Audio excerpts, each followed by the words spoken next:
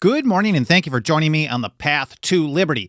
I'm Michael Bolden with the 10th Amendment Center, and this is a special Thursday edition of the show for December 15th, 2022. And today in history, December 15th, 1791, the Bill of Rights was ratified. But unlike most other people talking about the Bill of Rights and talking about Bill of Rights Day, I don't see this as a day of celebration, actually. It's really more of a day of mourning, a reminder of what we've lost or what the people for generations have really given up. So on this episode, I've got some foundational principles, of course.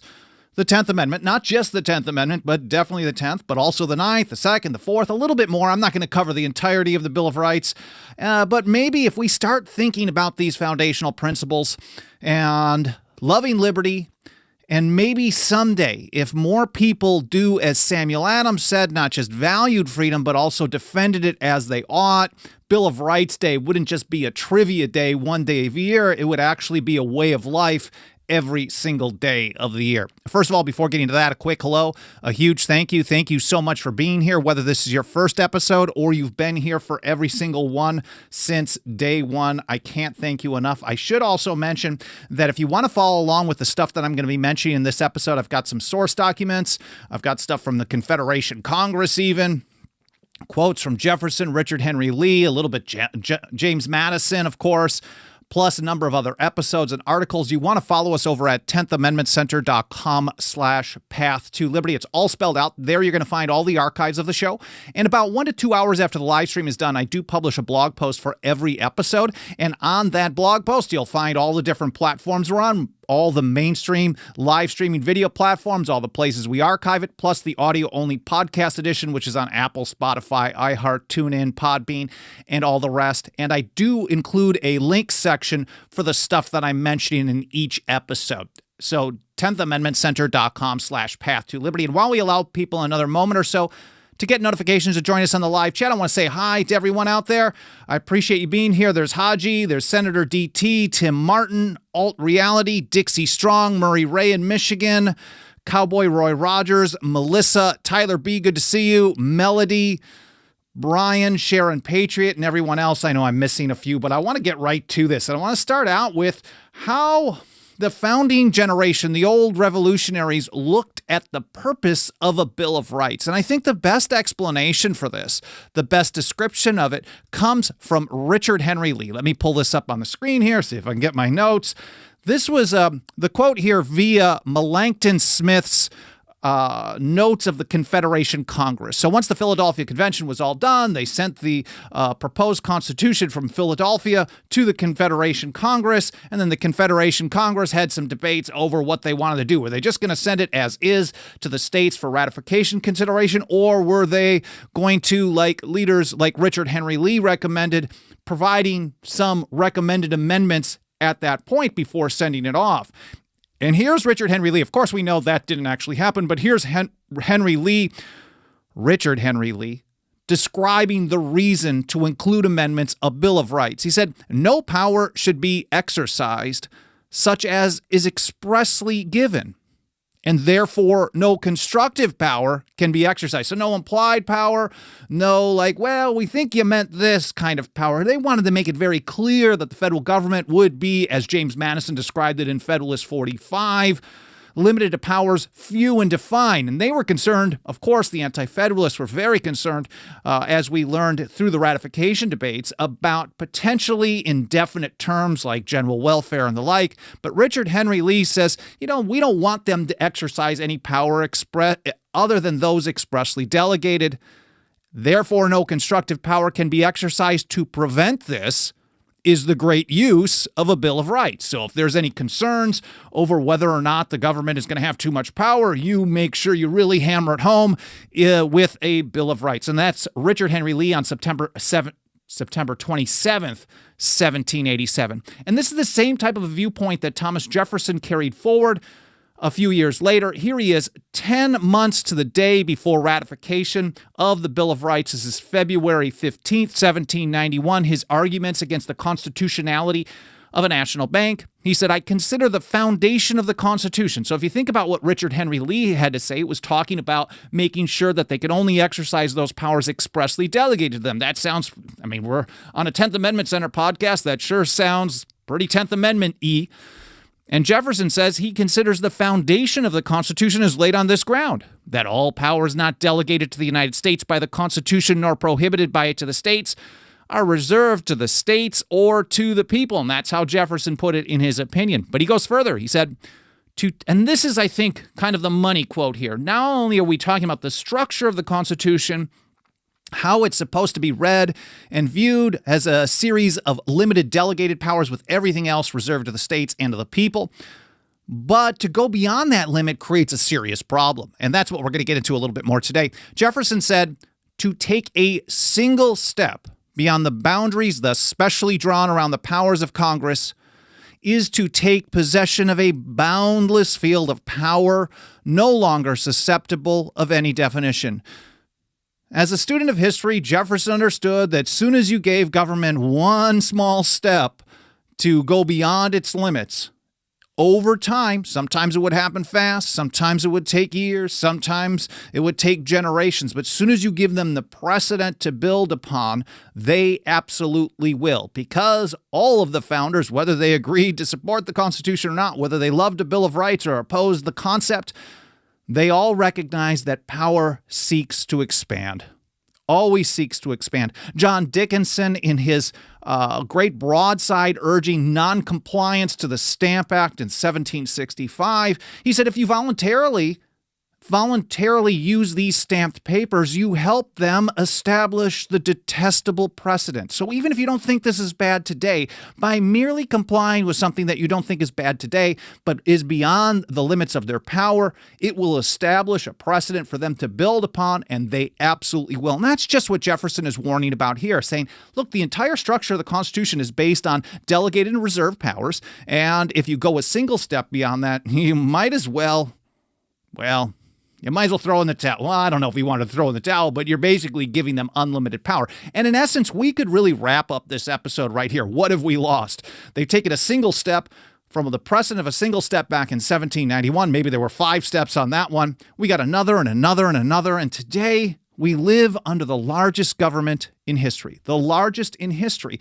And that totally runs counter to what Richard Henry Lee had to say, that to prevent powers being exercised other than those expressly given is the great use of a Bill of Rights. So the Bill of Rights, if we just look on that standard, has been absolutely obliterated. Here's how Mike Meharry describes things. I thought this was really interesting. He said, when I talk about facing off against the biggest, most powerful government in the history of the world, I mean it literally.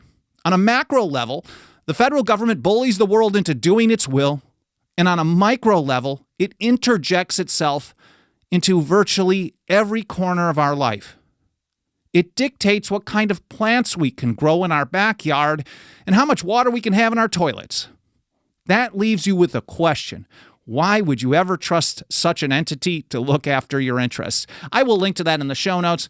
It's a little bit longer blog, not a long blog, but longer than just that quote, over at 10thamendmentcenter.com/path to liberty. So, if you want to wrap it up there, that's cool. But if you want to stick around for more, there is definitely more. Here's Richard Henry Lee, again, following up on this discussion just about a week later, October 5th, 1787, into a letter to his great friend Samuel Adams. Again, talking about the corrupting nature of power. We know that the old standard is power corrupts and absolute power corrupts absolutely, but there are many steps between having some power, a little power, a single step, and absolute power. But Jefferson understood, Dickinson understood, that when you give them that detestable precedent, you might as well be giving them the absolute power because it's going to be very difficult to get that back. Richard Henry Lee said, the corrupting nature of power and its insatiable appetite for increase hath proved the necessity and procured the adoption of the strongest and most express declarations of that residuum of natural rights, of course, Samuel Adams, all about natural rights. Richard Henry Lee talking about if the powers aren't delegated, there's all kinds of natural rights that the people still have. The residuum of natural rights, which is not intended to be given up to society, and which indeed is not necessary to be given for any good social purpose. Giving up natural rights, there is no good social purpose to passing along. That sure sounds like the Ninth Amendment, which I'll read the text to in just a moment. But hear from Kurt Lash in an article that we published a while ago, The Ninth Amendment and the Right of Local Self-Government. When people talk about states' rights, we know that states as entities don't actually have rights like individuals do. Individuals have liberty, individuals have rights.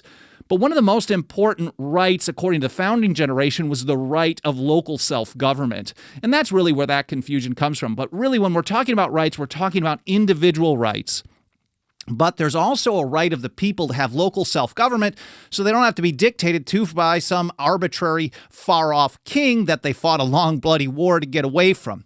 Here's how Kurt Lash put it. The drafter of the Ninth Amendment, James Madison, expressly described the Ninth Amendment as working in tandem with the 10th to prevent the national government from interfering with matters constitutionally reserved to the people in the states. And again, he says, Madison explained the meaning of the Ninth in a speech he delivered while the Bill of Rights remained pending before the states. In that speech, Madison expressly linked the Ninth and 10th Amendments as jointly protecting the reserved powers and rights. They oftentimes used power and right interchangeably depending on the context. You'd always have to read the context.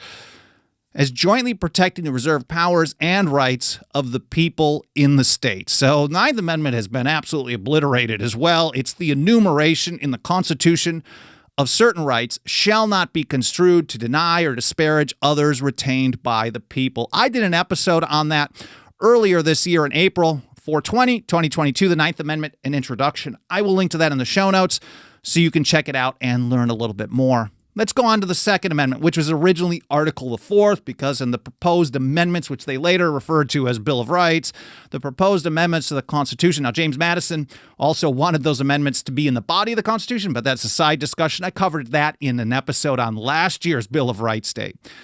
But the Second Amendment was originally the fourth proposal. A well-regulated militia being necessary to the security of a free state, the right of the people to keep and bear arms shall not be infringed. Pretty straightforward stuff unless you love government and you want to twist things. As John Dickinson, I'll go back to Dickinson again, he warned us in his letters from a farmer from Pennsylvania in 1767 that all artful rulers, and I think that's kind of a redundant statement, artful and ruler, they will always strive to give all of their actions every semblance of legality that they can. So they're going to take the words that are on paper, no matter what you put on paper, and try to twist the legal meaning of that to their own advantage. This is what people have done all through history.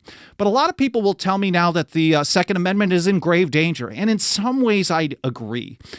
But they will also tell me things that it's under attack by this administration specifically. Now, if you use that same term every time for the entirety, every administration through the entirety of your life, then yes, otherwise you're missing a lot of it. Because this ignores the fact that under the Constitution, the number of federal gun control measures that are authorized is zero.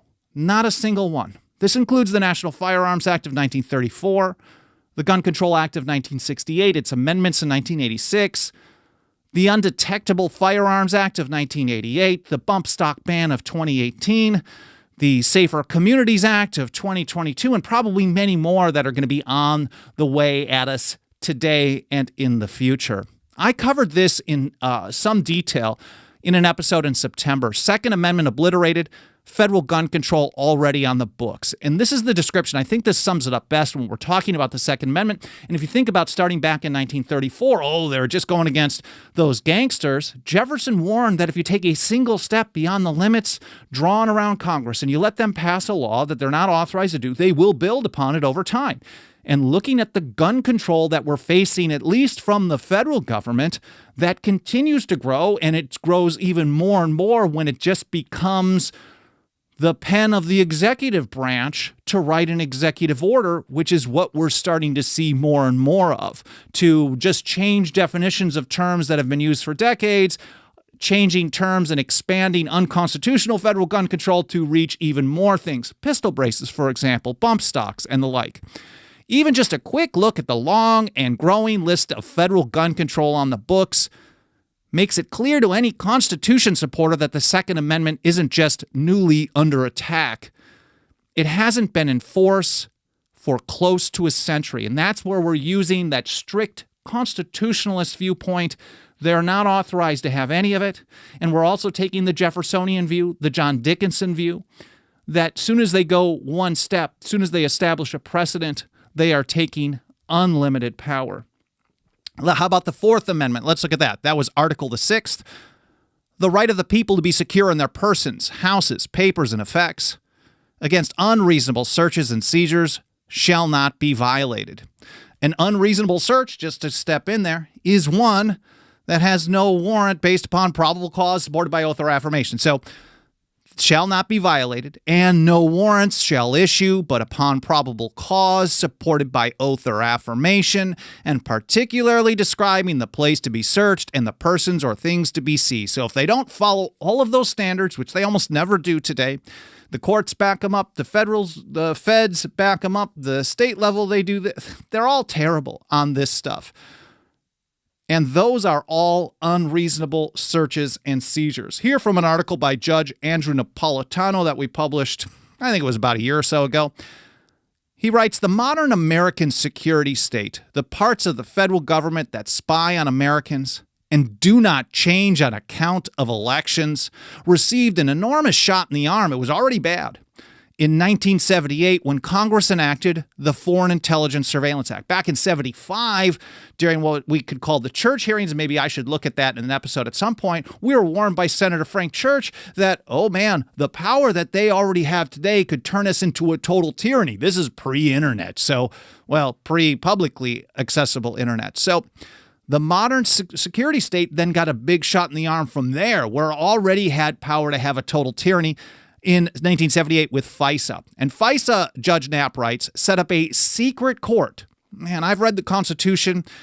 I've studied the history of the behind the principles of the American Revolution. And I don't think the founders and the old revolutionaries were really into secret courts. And that's an understatement. They set up a secret court that authorized domestic spying by issuing warrants not based on probable cause of crime, as the Constitution requires, but on probable cause of communicating with foreign agents. So suddenly it's probable cause of crime, establish one little step, and then it expands and expands and expands, just like Jefferson and Dickinson warned. Judge Knapp continues. He said, as the security state's appetite for spying grew more voracious, its agents and lawyers persuaded the FISA court to lower the bar. Again, you establish one standard. Government power always seeks to grow, just as Richard Henry Lee was saying in that letter to Samuel Adams earlier in this episode. They persuaded the FISA court to lower the bar for issuing a surveillance warrant from communicating with a foreign agent to communicating with a foreign person. Suddenly, as soon as you communicate with someone foreign, the Fourth Amendment no longer applies, supposedly. And then to expand the scope of those warrants to include Americans who have communicated with other Americans who have communicated with foreign people. I mean, it gets to be insane when you start looking at that. And Judge Knapp describes it like this. Under this procedure, if I call my cousins in Florence, Italy, and then you call me, all of your calls could be surveilled. It's nuts. The FBI persuaded its friends on Capitol Hill to enact legislation that also gives the FBI a peek at data that the security state, NSA and the like, gathers if it meets certain standards to see if any of it pertains to criminal matters. Each one of these FBI peeks at raw intelligence data is known as a share. Now, all of this was done in total disregard of the Fourth Amendment, and we know that the Fourth Amendment, the idea of a warrant based on probable cause, particularly describing the person, place, or thing to be searched or seized, this is the beginning point of the American Revolution. John Adams described this beginning of the controversy between the colonies and Great Britain as James Otis Jr.'s February 1761 speech against the writs of assistance. And there it was like 4-hour speech where he argued against what they called general warrants. Basically, we're going to search this area, similar to what a cell site simulator does today, that if you happen to have a cell phone and it happens to connect to a tower and you happen to be within that range, they can use this simulator and then sweep up all your data and communications just because you exist. Or a license plate reader where they can track and trace where you go and keep records of that based on the so-called potential crime of driving. So James Otis gave this argument against general warrants, and he said the only legal ones were what they called special warrants to search houses or places specially named. I will include a link to an excerpt of his speech over at Teaching American History. That'll be over at 10thamendmentcenter.com/path2liberty.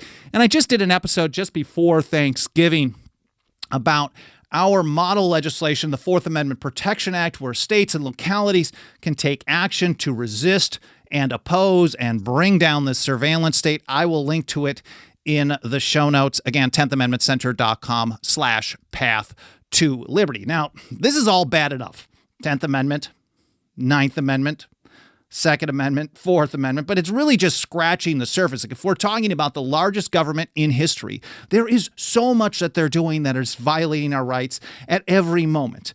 It's just scratching the surface of what we've allowed to happen and what we've lost. And I'm not even touching on things like due process, private property, civil asset forfeiture, attacks on freedom of speech, censorship, and so much more. But, being Bill of Rights Day, which, as I mentioned right at the beginning, should be really every single day of the year in the way we live, a lot of people miss the point by focusing just on the text of the Bill of Rights.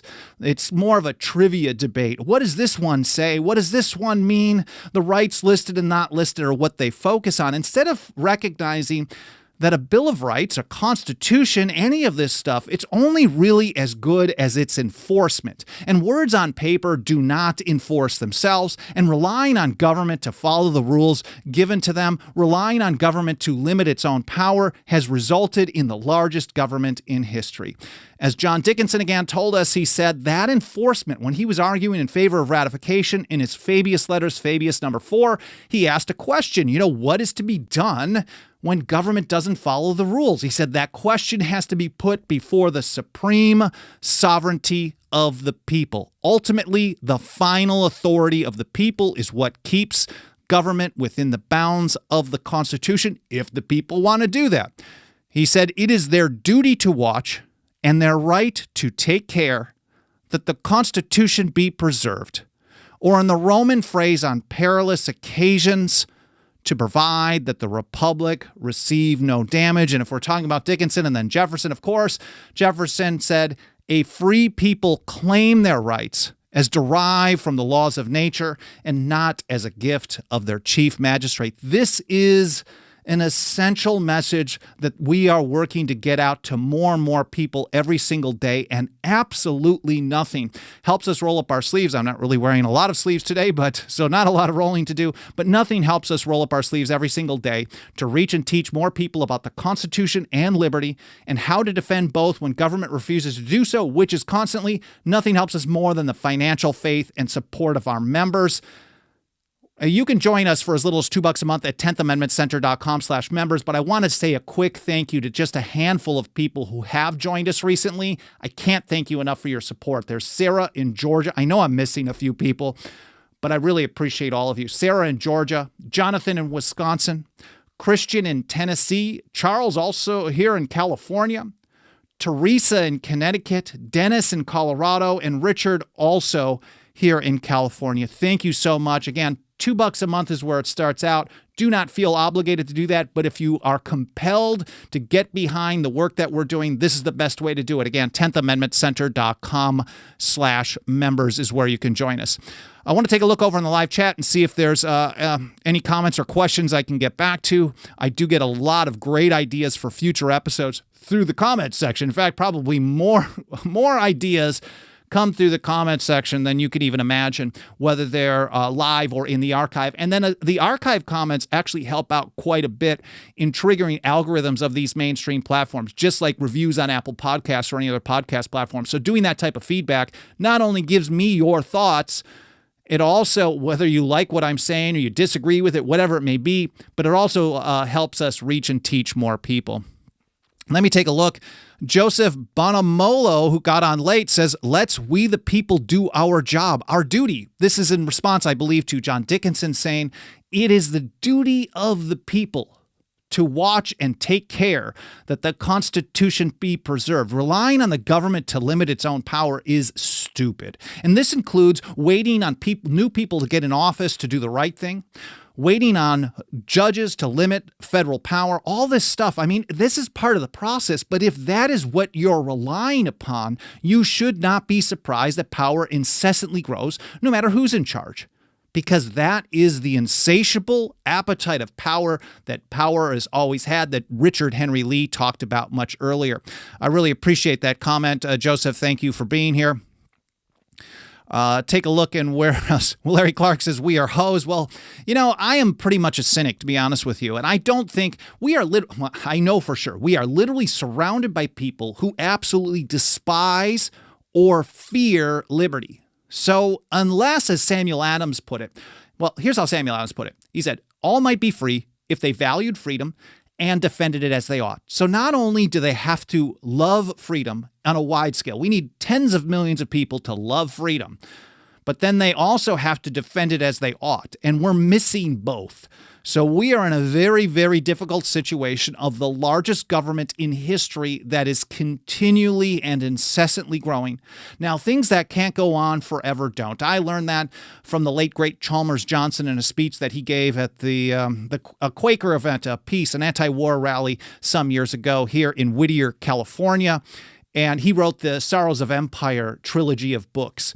And things that can't go on forever don't. And he was talking about the foreign policy of relying on foreign countries to finance U.S. debt, and that is not going to continue forever. But the concern is, and what he warned about is, you can't just sit around and wait for things to collapse, even if they do in your lifetime. Because what rises throughout history, a student of history that recognizes this, would recognize that what comes out of that type of set of ashes most of the time is a total dictatorship. It's very rare that you have an American Revolution where the principles based upon, like Patrick Henry talked about, where liberty is the primary object. Let me take a look and see what else there is. Sharon Patriot, I think this is about the cell site simulator. Sounds like a fishing expedition to me. I've got so many episodes on what we can call street-level surveillance tools used by local and state governments that are provided through funding and partnerships with the federal government, and then they take that data and they share it through Information Sharing Environment, ISE, which is a post-Patriot Act entity, or fusion centers, and then they become part of the national surveillance state. So this is all pretty nasty stuff.